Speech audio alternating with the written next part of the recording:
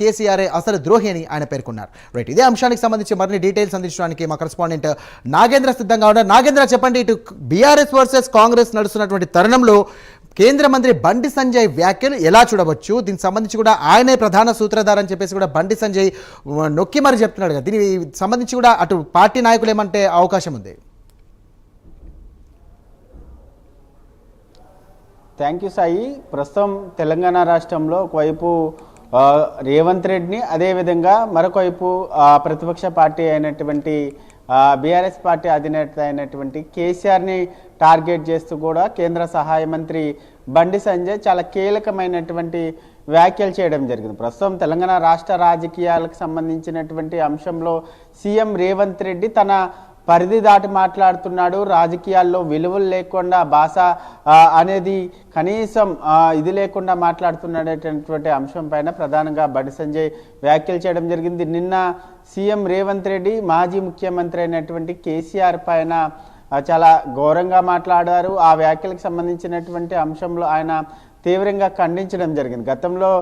గతంలో సీఎంగా ఉన్నటువంటి కేసీఆర్ ఏ విధంగా అయితే మాట్లాడారో ఇప్పుడు సీఎంగా ఉన్నటువంటి రేవంత్ రెడ్డి దాన్ని అందిపుచ్చుకొని మాట్లాడుతున్నారంటూ కూడా ఈ భాష ఇట్లా మాట్లాడడం ప్రస్తుతం ఉన్నటువంటి రాజకీయాల్లో ఒక సీఎం స్థాయి హోదాలో ఉన్నటువంటి వ్యక్తి ఈ విధంగా మాట్లాడడం సబబు కాదంటూ కూడా బండి సంజయ్ చెప్పినటువంటి పరిస్థితి ఉంది. దీంతోపాటు మరొక వైపు తెలంగాణ రాష్ట్రానికి సంబంధించినటువంటి అంశంలో చాలా కీలకమైనటువంటి వ్యాఖ్యలు చేస్తారు. ప్రస్తుతం ఉన్నటువంటి కాంగ్రెస్ ప్రభుత్వం పైన, కాంగ్రెస్లో ఉన్నటువంటి మంత్రుల పైన చాలా కీలకమైనటువంటి సంచలనమైనటువంటి కామెంట్స్ చేశారని చెప్పాలి. ఎందుకంటే ప్రస్తుతం ఉన్నటువంటి గవర్నమెంట్లో దాదాపు 2 నుంచి 3 మంత్రులు చట్టంలో ఉన్నటువంటి లొసుగుల్ని ఉపయోగించుకొని వేల కోట్ల రూపాయలను దండుకుంటున్నారు. దానికి సంబంధించినటువంటి ఆధారాలను అన్నిటిని కూడా సేకరించేటటువంటి పనిలో మేము ఉన్నాం. దానిలో భాగంగానే ఇప్పటికీ ఒకవైపు ఎవరైతే 2 మంత్రులు ప్రధానంగా కాంగ్రెస్ పార్టీలో, ముఖ్యంగా ఆ 2 మంత్రులు కూడా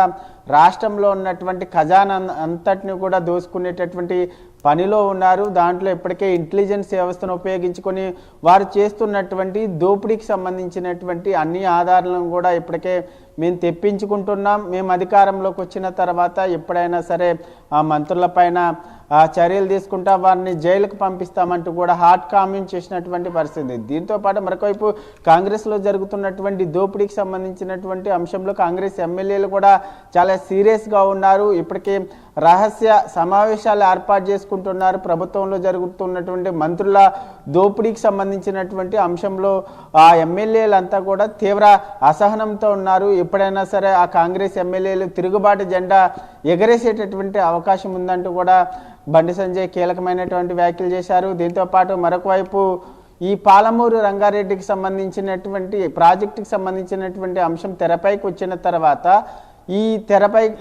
ఈ ప్రధానంగా దీనికి సంబంధించినటువంటి అంశం ప్రధానంగా రాష్ట్ర రాజకీయాల్లో చాలా కీలకంగా మారిందని చెప్పాలి. దీనికి సంబంధించి కూడా బండి సంజయ్ స్పందించడం జరిగింది. ముఖ్యంగా ఆనాడు కృష్ణా జలాలకు సంబంధించినటువంటి అంశంలో తెలంగాణ రాష్ట్రం ఏర్పాటైన తర్వాత 299 టీఎంసీలకి కేసీఆర్ ఏ విధంగా ఒప్పుకున్నారు. ముఖ్యంగా 575 టీఎంసీలు ఇవ్వాల్సినటువంటి సమయంలో, పట్టుబట్టాల్సినటువంటి సమయంలో ప్రధానంగా 299 టీఎంసీలకే కేసీఆర్ ఒప్పుకోవడం వెనుక ఏం దాగున్నది అన్నదానిపైన ప్రధానంగా బండి సంజయ్ కొన్ని కీలకమైనటువంటి కామెంట్ చేశారు. కేసీఆర్కి ఆనాడు ముడుపులు అందాయి కాబట్టే 299 టీఎంసీలకి ఒప్పందం చేసుకున్నారనేటటువంటి హాట్ కామెంట్స్ని ప్రధానంగా సంజయ్ చెప్పడం జరిగింది. ఆనాడు అపెక్స్కి సంబంధించినటువంటి కౌన్సిల్ సమావేశానికి కేసీఆర్ని నేను ఏర్పాటు చేసి ఇన్వైట్ చేసినా సరే కేసీఆర్ అపెక్స్ కౌన్సిల్ సమావేశానికి రాలేదు.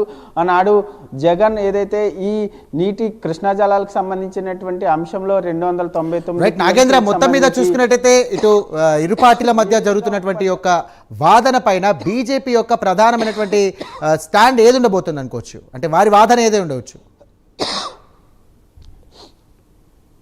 ముఖ్యంగా ఈ రంగారెడ్డి పాలమూరుకు సంబంధించినటువంటి ప్రాజెక్టుకి సంబంధించినటువంటి అంశంలో ఇప్పటికే బీజేపీ ఒక స్టాండ్ తీసుకుంది. ఆ స్టాండ్ ప్రకారం ప్రజల్లోకి వెళ్ళాలనేటటువంటి నిర్ణయానికి రావడం జరిగింది. ముఖ్యంగా దీన్ని కేసీఆర్ ప్రధానంగా బీజేపీని టార్గెట్ చేస్తూ వచ్చినటువంటి వ్యాఖ్యలకు సంబంధించినటువంటి అంశంలోనే ప్రధానంగా బీజేపీ పార్టీ అలర్ట్ అయింది. ముఖ్యంగా బీజేపీ పార్టీకి ఎటువంటి సంబంధం లేదు. పాలమూరు రంగారెడ్డికి సంబంధించినటువంటి డిపిఆర్ని 3 సార్లు వెనక్కి పంపించడానికి ప్రధాన కారణం దాంట్లో ఉన్నటువంటి తప్పుల తడకల కారణంగానే దాన్ని వెనక్కి పంపించడం జరిగింది. కానీ దీనికి సంబంధించినటువంటి అంశంలో చంద్రబాబు నాయుడు పాత్ర ఎటువంటిది లేదనేటటువంటి అంశాన్ని బేర్ చేసుకుంటూ కూడా ఇప్పటికే పీపీటీ ప్రజెంటేషన్ ఇస్తూ రాష్ట్ర వ్యాప్తంగా కూడా దీనిపైన ప్రజల్లోకి వెళ్ళాలనేటటువంటి నిర్ణయానికి కూడా బీజేపీ వచ్చినటువంటి పరిస్థితి కూడా కనిపిస్తుందని చెప్పాలి.